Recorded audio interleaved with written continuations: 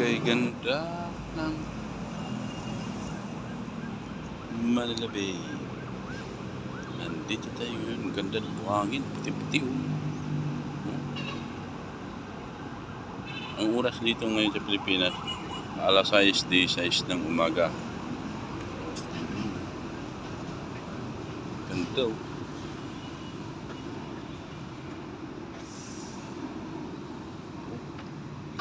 Kala mo nasa desierto. Please. Ganda. Kung makikita natin mga kababayan, halos lang magkasabay na kami pumasok. Bukas lang ng gate. Ito.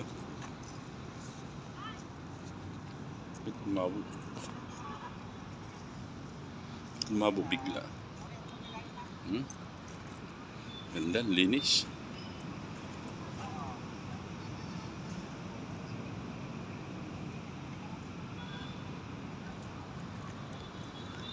Masarap yung hangin dito.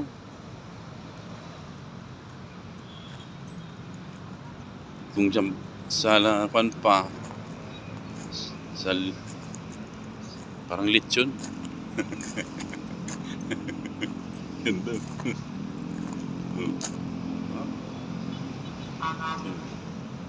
Yun po ang paligid ng Manila Bay. Ayun, makikita natin mga barko dun oh. 1, 2, 3, 4. Yan, barko malapit. Kay Lira. Isang kulay lang sila oh. Isang kulay lang yun. Isa, dalawa, tatlo, apat. Oh, yun, apat. Apat. Ito.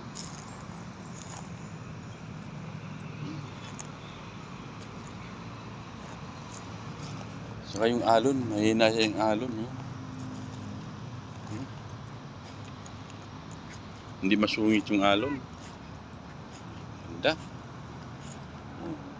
Tamo, silpi-silpi ng mga kababayan natin. Silpi-silpi na.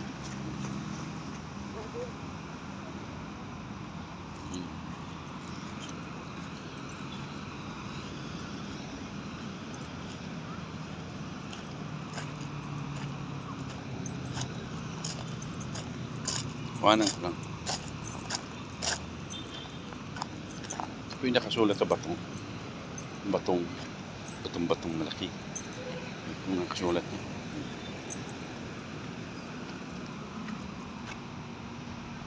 Laki man. Paano din. Screenshot nyo na lang kung gusto nyo basahin. Tagalan ko para ma-screenshot nyo.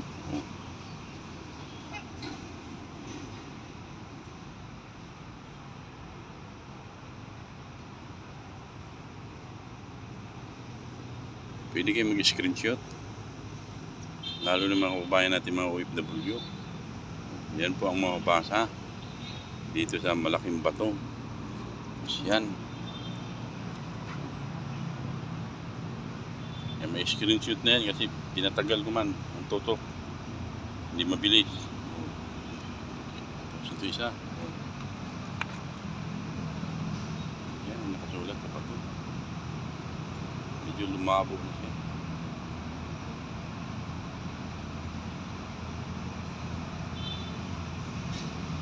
Ikot tayo sa likod dito, mayroon pa nakasulat.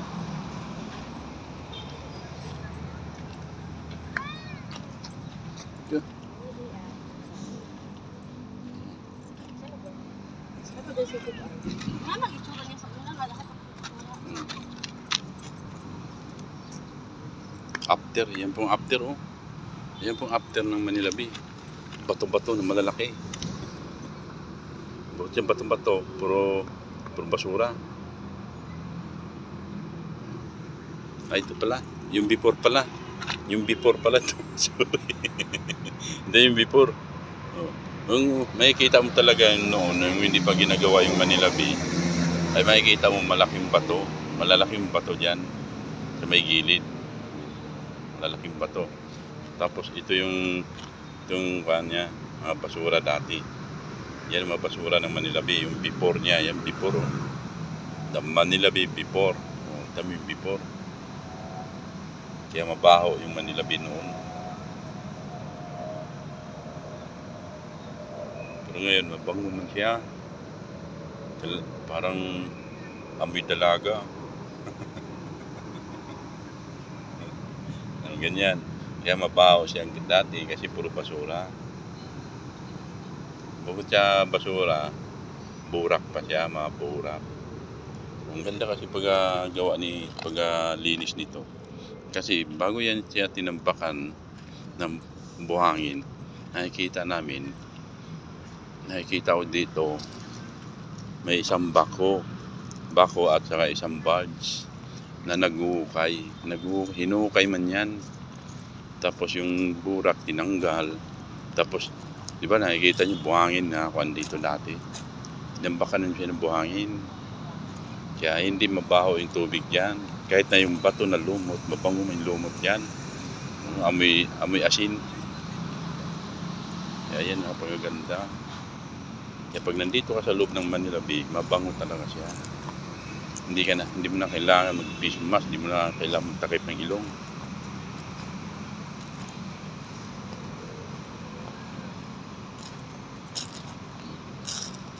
Tapos makikita mo pa dito yung aeroplano na papuntang Japan.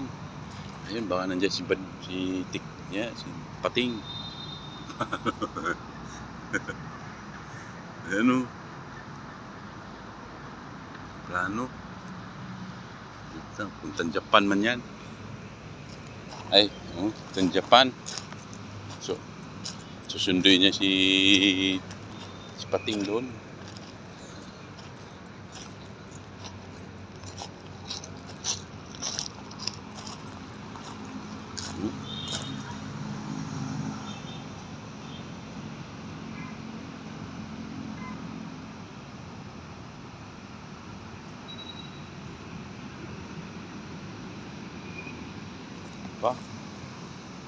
Pagmasdan ang Pilipinas, lalong lalo na dito sa Dolomite Beach.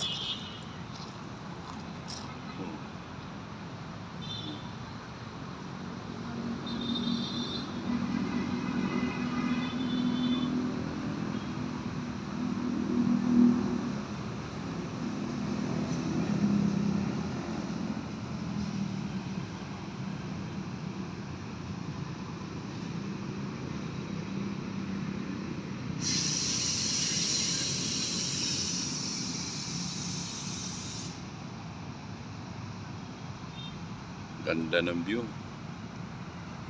Lalaking building.